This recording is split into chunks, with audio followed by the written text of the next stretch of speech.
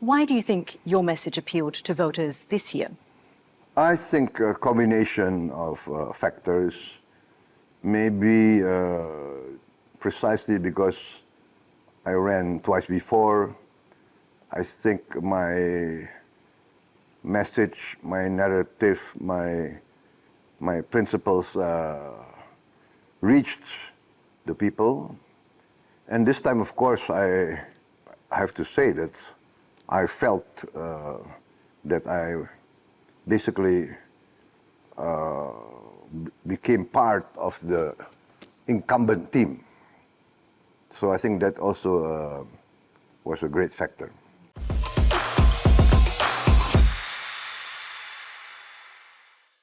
Presiden terpilih Prabowo Subianto menceritakan kisah hidupnya ke saluran berita Qatar Al Jazeera yang disiarkan pada Senin 13 Mei 2024. Prabowo menyatakan bahwa generasi terbaik Indonesia adalah pada saat generasi yang melawan penjajah dan berjuang membawa kemerdekaan untuk Indonesia.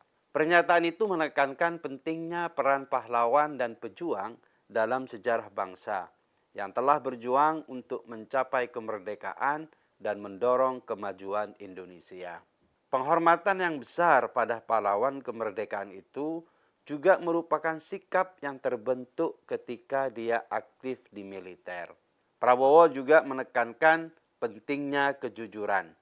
Menurutnya, ia melihat sifat kejujuran dan keberanian sebagai karakteristik yang tercermin dari para pejuang bangsa.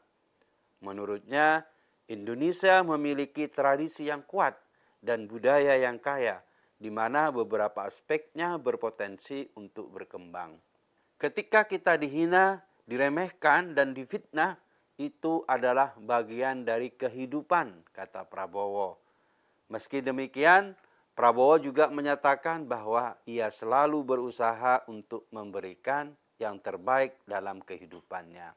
Prabowo memang tidak menyebutkan secara spesifik momen saat dia menerima fitnah dan penghinaan. Tapi jika mengamati proses pemilu, kemungkinan fitnah dan hinaan yang dimaksud Prabowo adalah propaganda negatif dari kubu lawan untuk menjatuhkan martabatnya dan keluarganya. Memang, dalam proses pemilu seringkali ada oknum yang memperkeruh suasana. Demi mendapatkan keuntungan, oknum tersebut kerap menyerang figur politik tertentu dengan kampanye hitam. Namun, itu terjadi untuk semua pihak. Cara-cara kotor semacam itu sering digunakan untuk mempengaruhi calon pemilih. Mengenai soal kebijakan luar negeri, Prabowo Subianto ketika ditanya menjawab bahwa dia bakal mengambil sikap yang tegas dalam kebijakan luar negerinya. Dengan mengatakan bahwa diplomasi, negosiasi, dan ASEAN Way, cara Asia untuk membantu meredakan ketegangan. Prabowo mengatakan Asia Tenggara telah mengalami perang, penjajahan asing, dan campur tangan dalam politik dalam negeri. Dengan berbekal sejarah itulah, solusi damai dijadikan jalan utama dalam konflik yang terjadi. Penjajahan oleh pihak asing merupakan catatan hitam sejarah Asia. Oleh karena itu, orang-orang Asia harus mencari jalan keluar terbaik agar tidak jatuh dalam penderitaan berkepanjangan. Ketika ditanya tentang persaingan antara Tiongkok dan Amerika Serikat untuk mendapatkan pengaruh di kawasan, Prabowo mengatakan Indonesia sangat terbuka terhadap kedua negara. Itu karena pendekatan politik luar negeri Indonesia sejak dulu adalah non-blok. Memilih untuk tidak berpihak pada masing-masing blok adalah cara Indonesia untuk tidak ikut terseret dalam konflik. Bahkan dalam posisi yang netral itu, Indonesia bisa menjadi juru damai dan diterima oleh semua pihak. Memang dalam sebuah pernyataan, Prabowo pernah menyentil Amerika yang bersikap bias terhadap Palestina. Dalam tulisannya di The Economist, Prabowo menjelaskan bahwa Amerika sering abai terhadap tindakan Israel di Gaza, tapi begitu cepat merespon tindakan Rusia di Ukraina.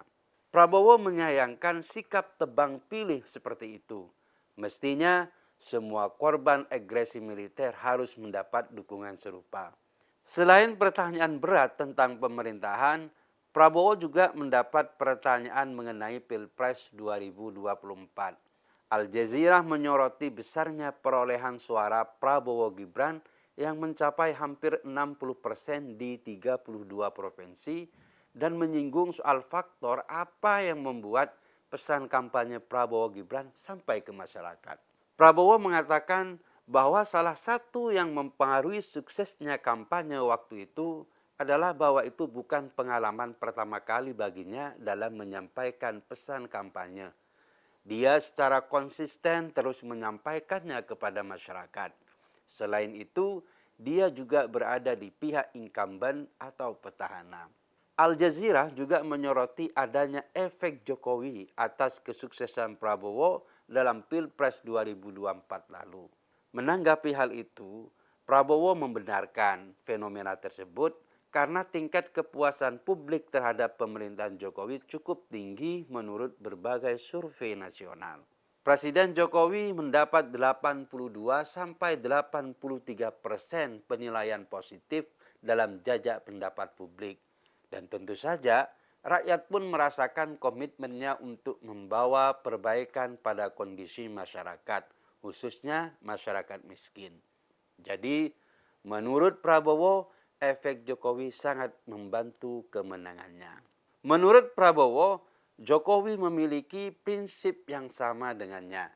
Sebagai anak bangsa Indonesia, keduanya ingin masyarakat hidup bermartabat.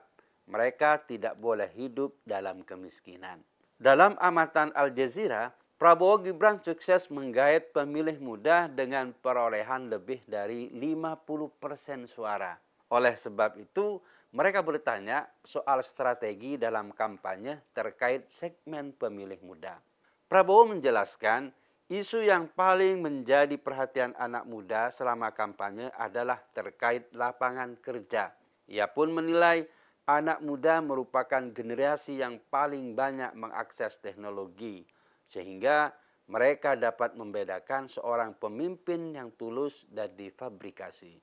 Kaum muda lebih memikirkan soal pekerjaan karena itulah masa depan mereka. Generasi muda hidup di era media sosial, revolusi informasi yang berkembang dengan sangat cepat, kata Prabowo.